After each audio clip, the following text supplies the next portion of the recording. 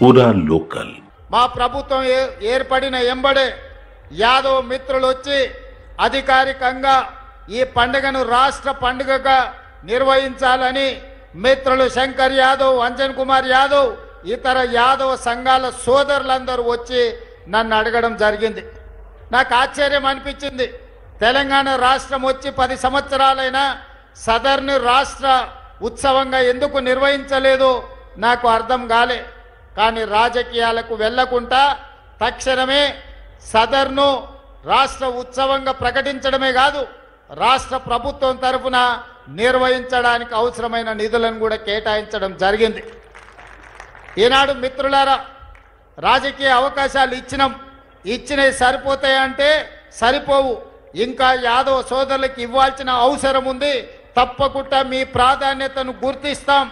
మీకు అవకాశాలను ఇవ్వడానికి పార్టీ పెద్దలకు చెప్పే బాధ్యత నేను తీసుకుంటా. కొన్నిసార్లు ఆలస్యం కావచ్చు, కానీ మిమ్మల్ని పక్కన పెట్టే సమస్యనే లేదు. యాదవ సోదరులకు సముచితమైన స్థానం కల్పించే బాధ్యత ఈ ప్రభుత్వం తీసుకుంటుంది.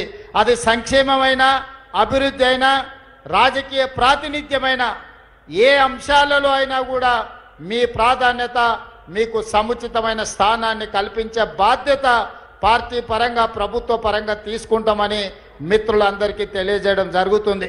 మిత్రులారా, ఈనాడు ఈ వేదిక మీద నుంచి నేను ఒక్కటే మాట ఇవ్వదలుచుకున్నాను.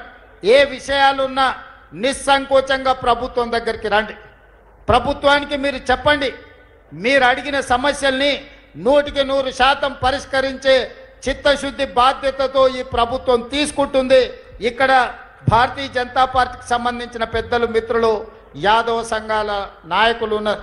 వాళ్ళందరికీ తెలుసు, 1985 నుంచి వైఎంసీఏ దగ్గర జరుగుతున్న సదర్ 40 ఏళ్ల ప్రతి సదర్లో ఆనాడు అక్కడ వైఎంసీఏ దగ్గర పాల్గొనేది.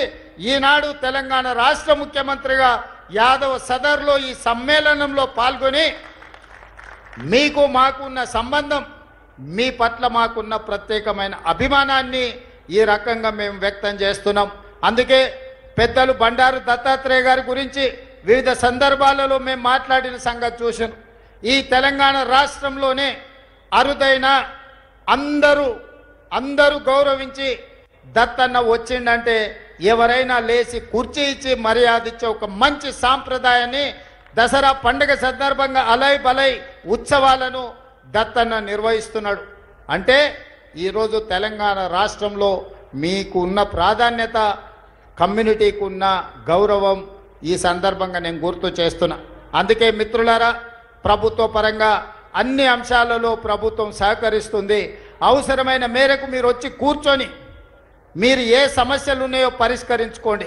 మీకు ఏమేం కావాలనో నాకు ఇవ్వండి. తప్పకుండా చేయగలిగిన ప్రతి పనిని చేస్తాను.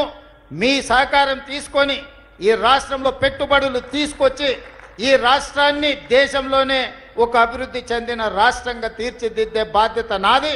హైదరాబాద్లో శాంతి భద్రతలను కాపాడే బాధ్యత మీది.